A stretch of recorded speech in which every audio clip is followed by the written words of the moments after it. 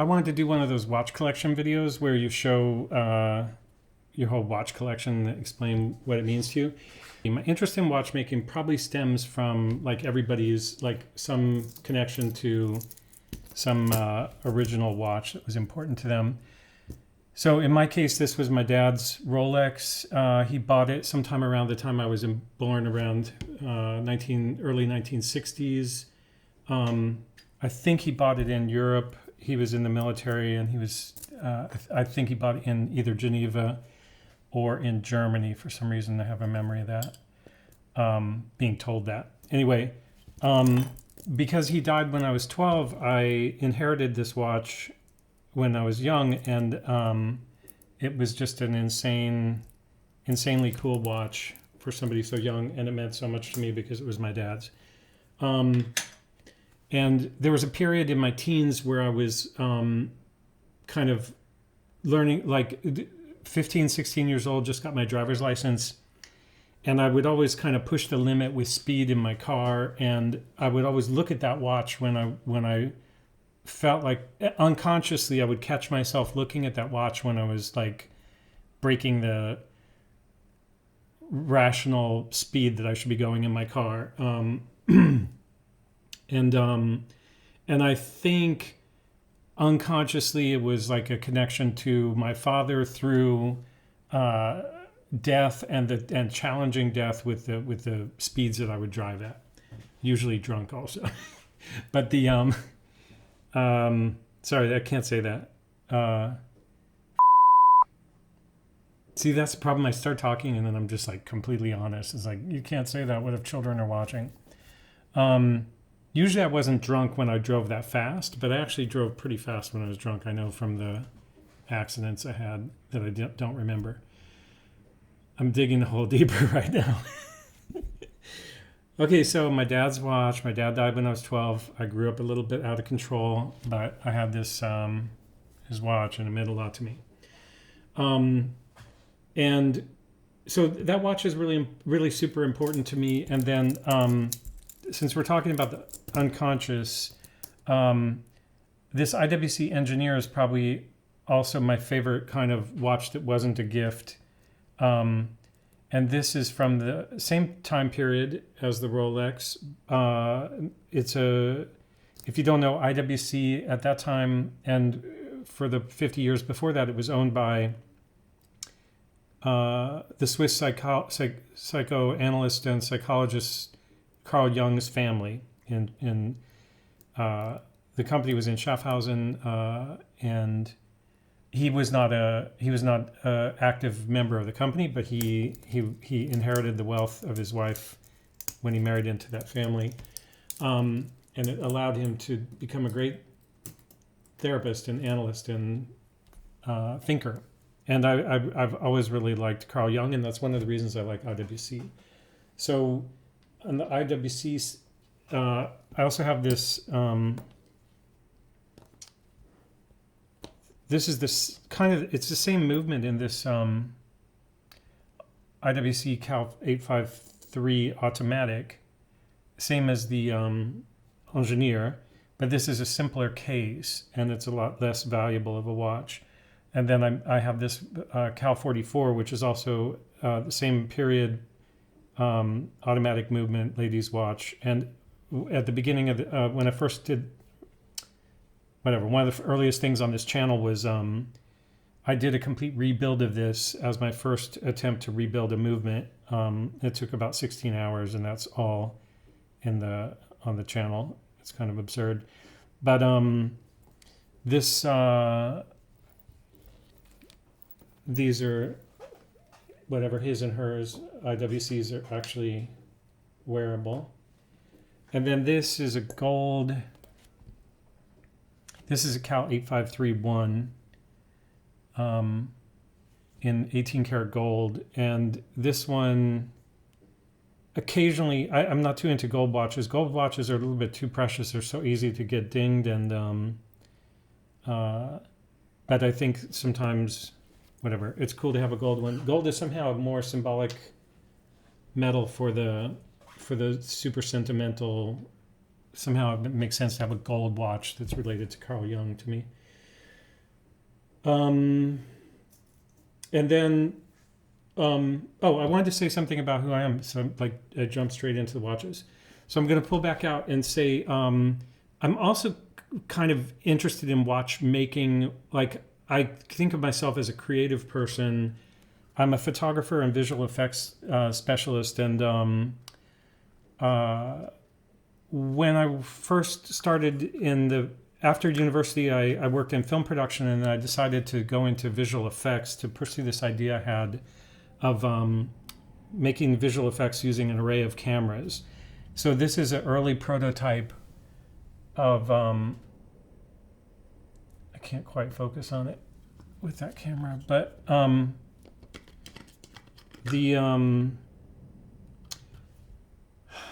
this is like a film camera prototype. So the film went through there, and the shutter went through this channel here. And again, this is a prototype. This was never used. I was exploring when I made this, making molds and pouring, because I knew after I made one, I had to make 60 of them. So eventually I made this into a 60 lens camera that worked. And that camera is now in the Smithsonian Museum of American History Photographic History Collection, the actual final result of this.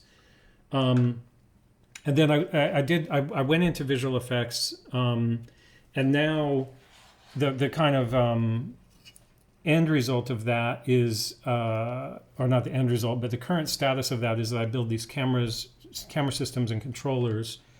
And just as an example, this camera these can be used in an array. So I have hundreds of cameras and hundreds of these controllers.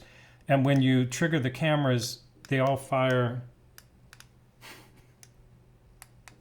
This was working a moment ago, I swear. Why would it be, oh, there it is. I don't know what happened. Okay, that's embarrassing. But if you can see, when I take the picture, I feel like it's radio interference.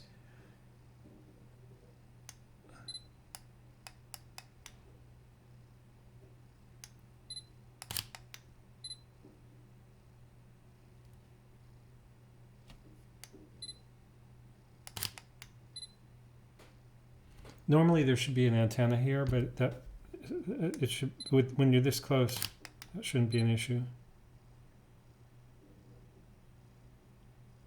Okay, so anyway, you can see I can radio control it, and it takes a picture. That world, and like every world, technical world, is full of troubleshooting, and that's just a separate thing. Oh, so I kind of want to keep showing this for a second. So the controller, the interesting thing about that is that it's controllable. Every one of these is a Linux computer. So you can log into,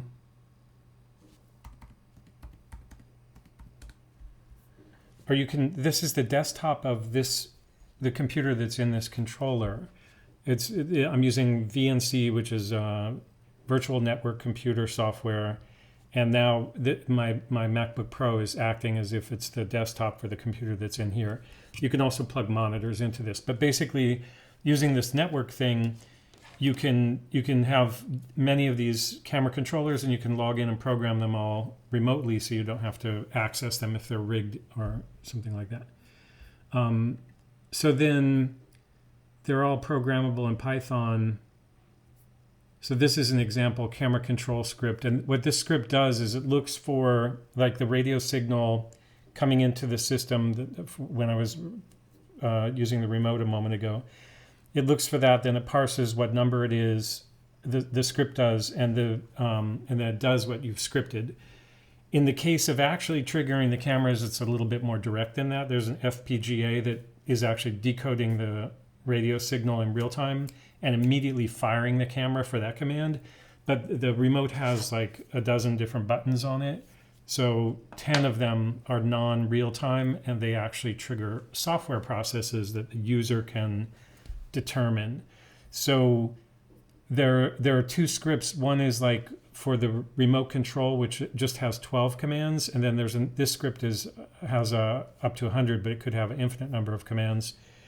And this is for operating them from another computer. So you can assign many different unique commands that set up different scenarios, triggering scenarios, delays, etc.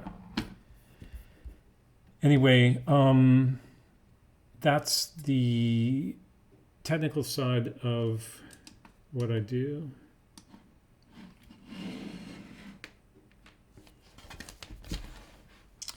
And then close that. The other thing, so I don't forget, because I know people will ask about this. This is the website of my business, but the place where I buy a lot of watches is called Ricardo. So some of them I had for a long time, but this is called ricardo.ch, and it's basically like an eBay for Switzerland. It's only in French, German, and Italian.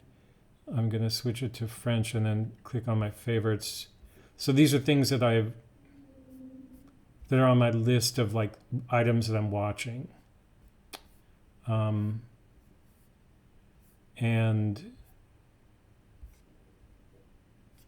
anyway, I'll just do a quick search. Vintage automatic.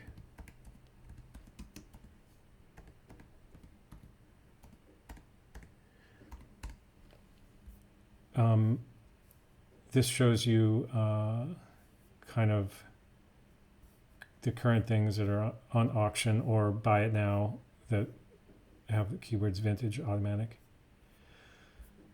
Some of these people won't ship out of Switzerland. Many of them will. You can always just ask them before you bid. You could sign up and then ask them before you bid if they'll ship out of Switzerland. Okay, so the other thing I want to talk about also before I get too into it, to make it a somewhat useful video, is I'm really interested in inexpensive watches, actually, because it's not fun to damage an expensive watch when you're tinkering with it, and if you're gonna, like, for restoring something, of course, it's interesting to have something that wasn't that well cared for that you can bring back to life. So when I'm looking for vintage watches, the thing that I'm really look for, and the reason I'm sharing this is that if you're just starting out in watchmaking or watch restoration, I think these are good tips. This is a watch. This is an example of kind of an ideal watch for me to restore. This one was actually in pretty good condition when I bought it, but I did polish it and change the crystal and the gaskets and waterproofed it and relumed it. So the things I look for is all stainless steel case, and if it says on the back stainless steel or all stainless steel, that's a good sign. If it says stainless steel back, even if it looks like steel in the front, if they specify that only the back is stainless steel, oftentimes the main case is not stainless steel. And so it'll wear, the chrome will break, and it'll reveal nickel or whatever metal is underneath the chrome, and that's not very nice. So all stainless steel is cool. And then the other thing is to have a case that opens like, oh, this is funny because this is one watch I have that's not all stainless steel, and you can see on the back it says stainless steel back. This happened to be a new old stock movement that I was interested in, not movement, case that I was interested in because of the World Time indicators on the bezel. So it's still in good condition, but it's not all stainless steel. And then it has a kind of ETA 2472 movement in it that's not in a good state right now. But I have the parts to get that going again. And it's my intention to do so. So what I want to say though is that all stainless steel and a case back like this is my preferred. There are different ways of opening the case backs, but when you have these wrench points, it makes it easy to open the case with this kind of case opener, which just catches two of those points and is adjustable, so you can get the case back off of it. There's also originally these cases are designed for tools like this, but there's so many different tools that it's hard to find the right tool. But this is one. This is another. This is the same movement. This is an all stainless steel case. On the back, you can see it says stainless steel, not just stainless steel back. It uses this type of case opening, which means you can use this particular tool, which happens to fit it, or you can use this tool and adjust it to the right size. The other thing I did starting out that I'm glad I did was I bought multiples of very similar watches. So when I worked on this, these are both the same case, and they both had ETA 2472 movements in them. The movement is out of this one now, and it's in this one. But that allowed me to, if the deeper you go into messing with a watch, the more likely you are to destroy something. So if you have two, you don't end up wasting 10 hours and then the crown keeps falling off because there's no stem. But you don't end up wasting all your time and then not having a way out. So I think if you can find two that are very similar or the same, that's excellent. And then just to show you the other things that you'll find that are less recommended. This is a same period, all stainless steel case. This is a Datum. There's an M underneath the Minahan there. This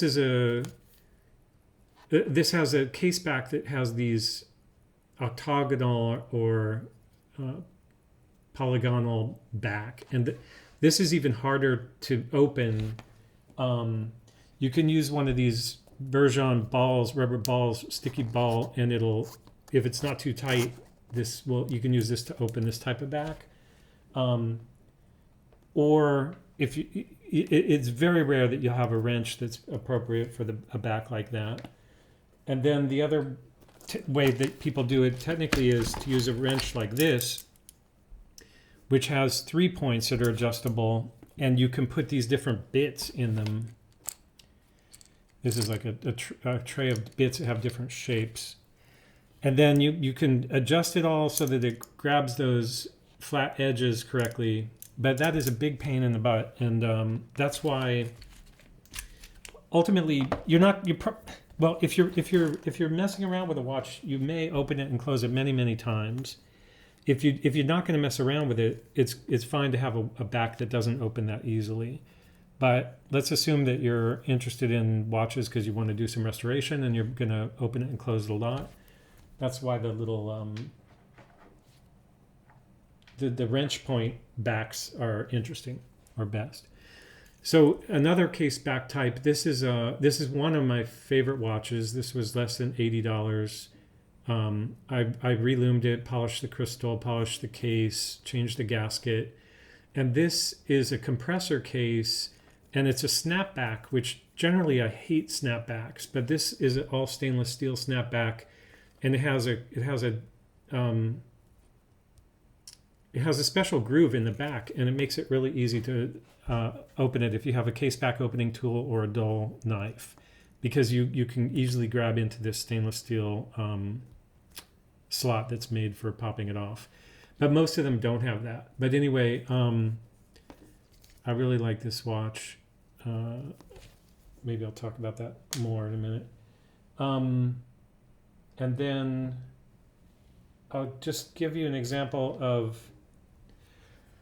back to this IWC. This has a snapback, and it's gold. And this is just like terrible because gold is so soft, and it's so like, I didn't do that damage, but you just can't find, you'll not find a 60-year-old watch with a snapback in 18 karat gold that's perfect if it's ever been opened, because as soon as you open it, it's going to damage it.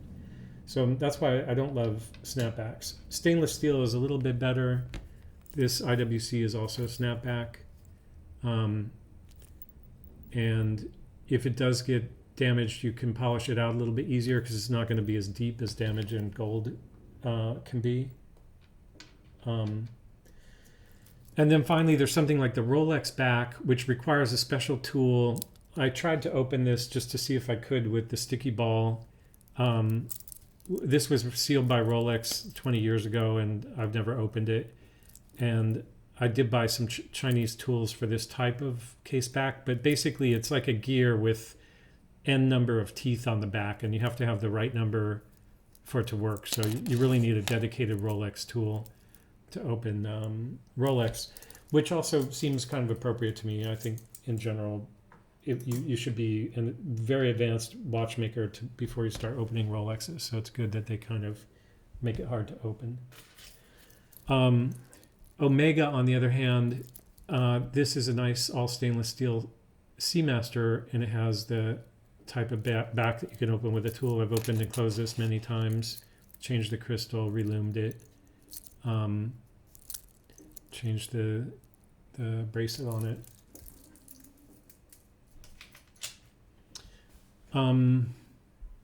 So now I just wanted to quickly go through. I've done IWC, the Consul. I wanted to show this silly Steve Martin video. I think I'm going to do it.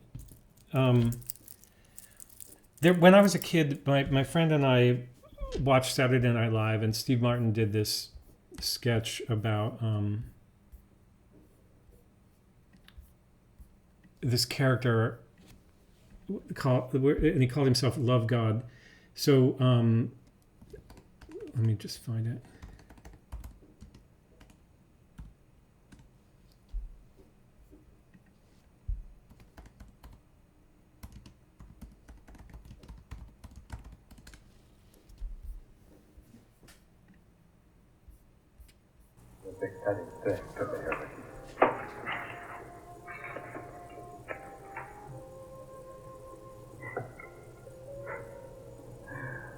I know.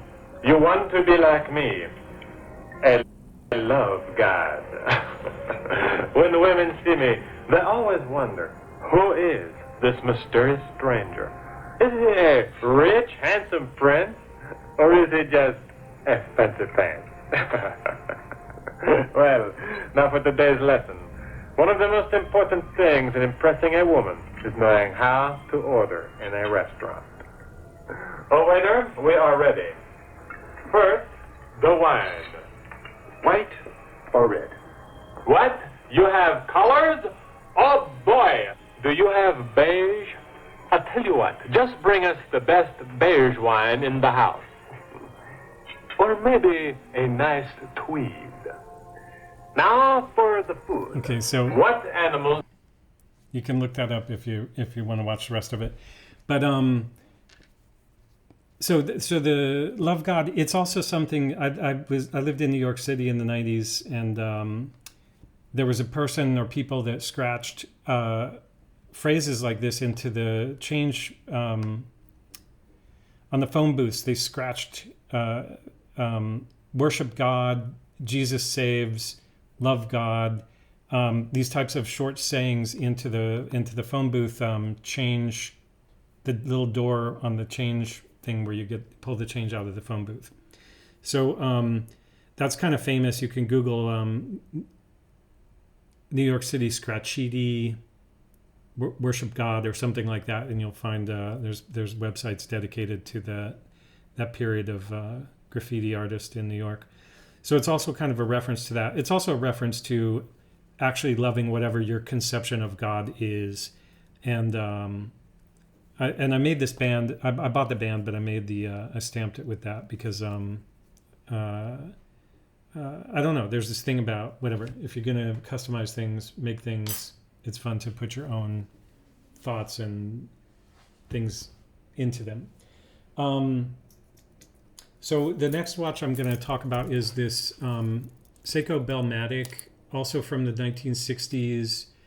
So this is a watch with an alarm. If you don't know it, it's the way the alarm works is you set this indicator.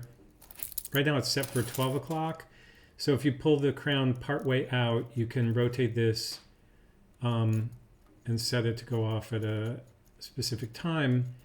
And then you arm it by pulling out this button. And so if I go around now to 10, you can hear the alarm go off.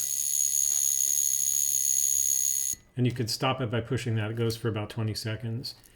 And then you have to wind that spring. It's an automatic watch, but the alarm requires winding. And the other thing that's cool about it is you can keep track of, like, you can use it as a timer. So you can, like, set it for a time that you start working on something and then check it later and realize, oh, I've been working on that for 3 hours or whatever. Just kind of a passive timer or a passive alarm. Like if you want to be reminded that to do something at 5 o'clock, even without the alarm. So generally I don't like complications like date, but this watch happened to have it. And it's Japanese. I think of it as like a Japanese businessman's watch, like efficiency, hard work, those kind of concepts go with that. And I love that. It's a little bit tall on the wrist, but it's cool. And then this is a German watch. It's Junghan's is the company, and it's a Mega 1000. And does this have a light? I know it has a light, but I don't remember if you can see it. Anyway, because I love the liquid crystal period for electronic watches. LED watches were a little bit premature, and the fact that you had to push a button to get an LED watch to work was a drag. But this has all the decent electronic functions: chronograph, countdown timer, alarm, date, of course. Oh, and then it has, that's the chronograph. What was I going to say? Oh, the thing about this is it has a radio receiver, or 3 or 4 radio receivers in it to work all over the world to get the time from this signal that's broadcast on like a radio frequency. So it's pre-GPS, but those transmitters still exist. There's one in Germany. There's one in for the U.S. It's in Boulder, Colorado, where I grew up, and it's actually at a atomic clock at the National Bureau of Standards where I worked when I was a kid, mowing lawns. But it makes this watch super accurate, and just the combination of accuracy and having an alarm, that's like the ultimate electronic watch for me. And I told myself I was not going to worry about how long this takes, because it's YouTube. You can just turn it off if you're not interested. So I'm gonna speed up, because those watches are kind of my favorite watches, and then these other ones. This is still a favorite, but this is just another Seiko, almost identical to the one I just showed you. The date is starting to change. It's actually very accurate, that disc, but because it's 10 p.m., it's starting to change.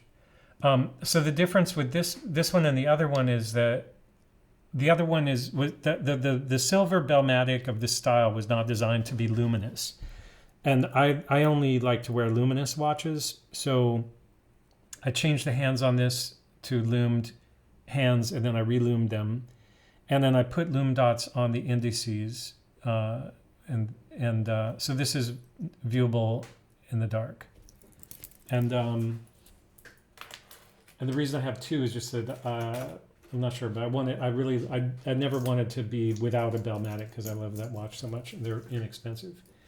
The Omega I already showed. I'm not a huge fan of Omega, but that was fun to work on. This one is not so special to me, but this is a ETA 2452, and as you kind of get more familiar with actual movement numbers and movements, this is the movement that preceded the 2472, which is in these other two watch cases that I mentioned, and the 2452, the date doesn't snap. It turns slowly, so it's starting already actually. So for the next 2 hours, it'll slowly advance, and then it'll snap sometime around 12. But the 72, it just snaps like that. So the thing that's interesting to me about that is that the this whole thing of like the way that watch movements evolved progressively, at least during that time, kind of pre-computer. People just made incremental changes and improvements over the years, but they all followed a kind of standard pattern, particularly with the standard movements like ETA. And the other thing about this case is very sharp. Like it's never been polished, so it's not rounded. And it's a reminder to me of like, I don't really care that much if a case is nice and sharp like that, but a lot of collectors value that. And the reason I don't really care is like if it gets a little bit smoother, it feels more natural to me. And then you like just maintaining the not polishing to keep that originality, and then having all those little micro scratches and everything on it just doesn't do that much for me. This is a watch that I like a lot. It's a 14 karat gold, solid 14 karat gold Lanco from the 50s or 60s, late 50s, early 60s. And it has radium lume, and the lume is still visible at night after 60 years. Does it have a scratch? There's a scratch or some dust or loose lume inside. But the let's see if we can figure out what that is actually.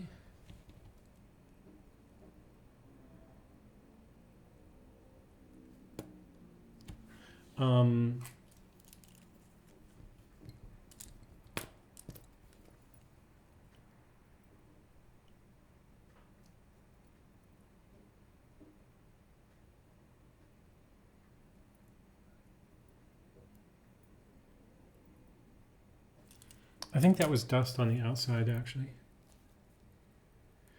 So a couple things I like about this. The lume, it's 60 years old, but you can still see it at night because it's radium, and it's most radium formulations, you can't see them after 60 years because the actual luminous material is gone, even if the radium is still radioactive. But for some reason, this particular paint, it's very dim, but you can see it with the naked eye after your eyes adjust to darkness, and therefore it never needs charging, and you can always see it. And even though that is a cool aspect of it, and I found that interesting, I will eventually relume it because I don't want to wear radium. So I've done that with another watch, like gotten rid of the radium, and eventually I'll do it with this one. And part of the reason is there's a crack there. You can see in the minute hand the radium is missing, or the radium paint, so it's imperfect, even though it does glow. And I always like to give a warning about anytime you're dealing with any vintage watch, you should use a Geiger counter to find out if it's radium before you open it up and potentially start messing with it and being potentially exposed to radium, which has a half-life of 1600 years. And if you ingest it or breathe it, it's not good for you. Your body apparently will metabolize it as if it was calcium, and it'll stick around for the rest of your life. So you don't want to do that. Another thing about this is cool is it has a Lanco buckle that I found on eBay, but the seller was like 1 kilometer away from where I live in Geneva.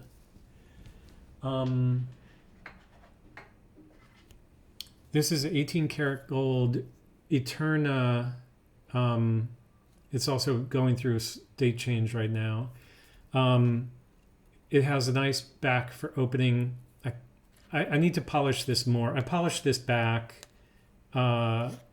This was pretty dinged up when I got it, and it had a stamped crest in the back of it that I removed. And that was a very kind of thin, it was a stamped impression. It wasn't like engraved with a person's name. It was just a family crest.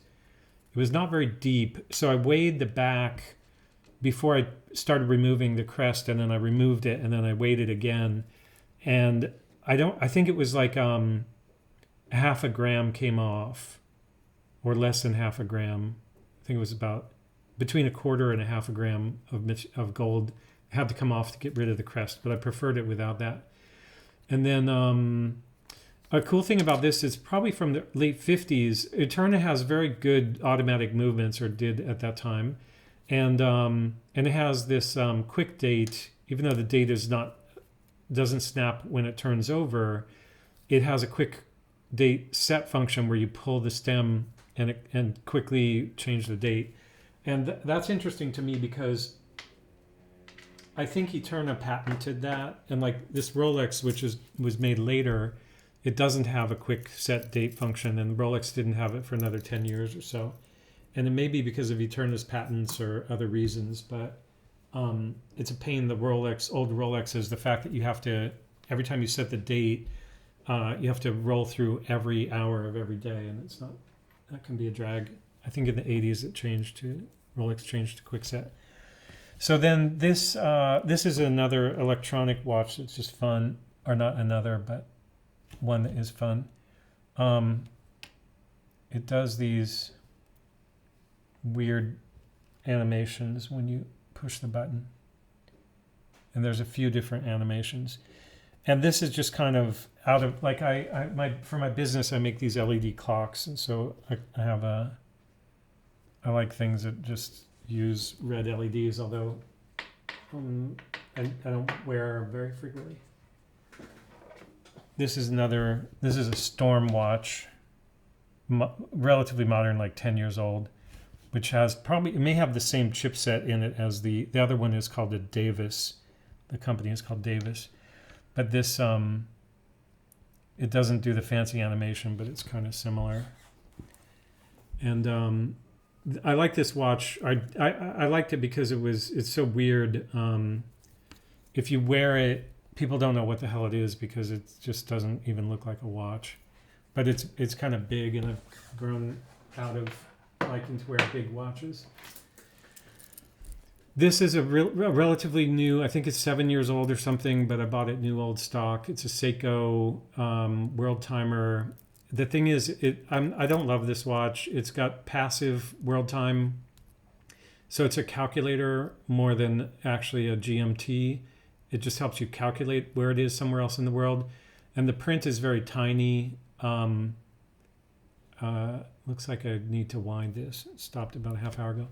But the bezel doesn't rotate. It's functional, but it also has this, in a very Japanese way, I guess other watches have this, but these blue lines indicate daylight savings. Like if you're in daylight savings time, you need to jump to the next, like New York would actually be where Santiago is, etc.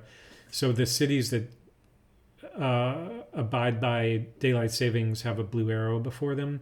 But still, it's like so complicated. By the time you actually use this to figure out what time it is somewhere else, you should have just looked at your iPhone. I was interested in it also because it's relatively modern Seiko movement. Exhibition case back is kind of cool. I like Seiko as a brand. It actually has really interesting lume and lumed secondhand, which is cool. It's a little bit big. It's got sapphire crystal, which I don't particularly like either.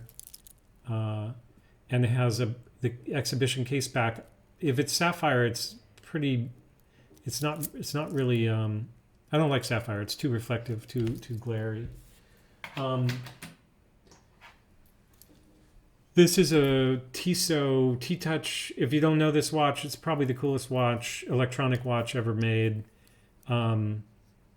But the construction inside, I have one that I took apart, I should show you, but it's just quartz watches are just so crappy inside. But the thing about this is that it's got stepper motors driving the hands, if you don't know this.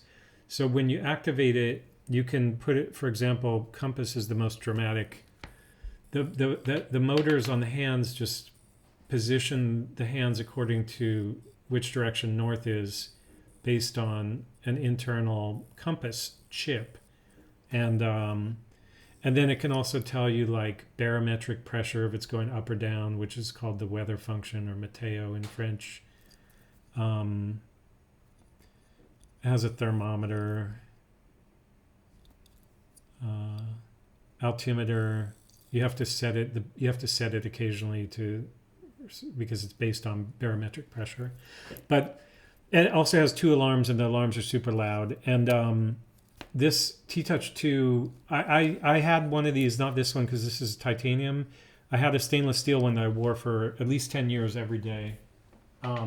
When I was busy working and not being a watch snob, that was like just a perfect tool watch.